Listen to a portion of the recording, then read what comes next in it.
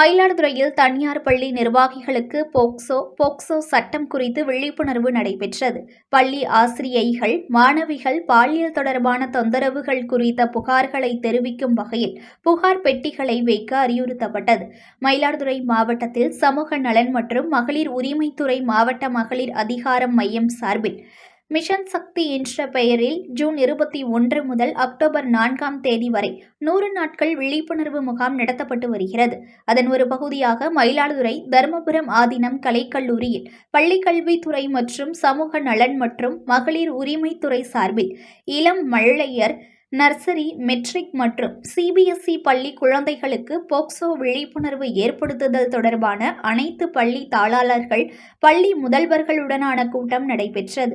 மாவட்ட கல்வி அலுவலர் நிர்மலா ராணி தலைமையில் நடைபெற்ற கூட்டத்தில் சிறப்பு அழைப்பாளராக மாவட்ட சமூக நல அலுவலர் சுகிர்தா தேவி, பாலியல் ரீதியான குற்றங்களில் இருந்து குழந்தைகளை பாதுகாக்கும் சட்டம் குறித்தும், மாவட்ட குழந்தைகள் நலன் பாதுகாப்பு அலுவலர் ரேகா கண்ணன் பணியிடத்தில் பெண்களுக்கான பாதுகாப்பு சட்டம் குறித்தும் பள்ளி தாளாளர்கள், முதல்வர்களுக்கு விழிப்புணர்வு ஏற்படுத்தி பேசினர். மேலும் பள்ளிகளில் பயிலும் மாணவிகள் மற்றும் ஆசிரியைகள் தங்களுக்கு தரப்படும் பாலியல் தொடர்பான தொந்தரவுகள் குறித்த புகார்களை தெரிவிக்கும் வகையில் புகார் பெட்டிகளை வைக்க அறிவுறுத்தினர். News1 தமிழை லைக் பண்ணுங்க, கமெண்ட் பண்ணுங்க, ஷேர் பண்ணுங்க, மறக்காம சப்ஸ்கிரைப் பண்ணுங்க.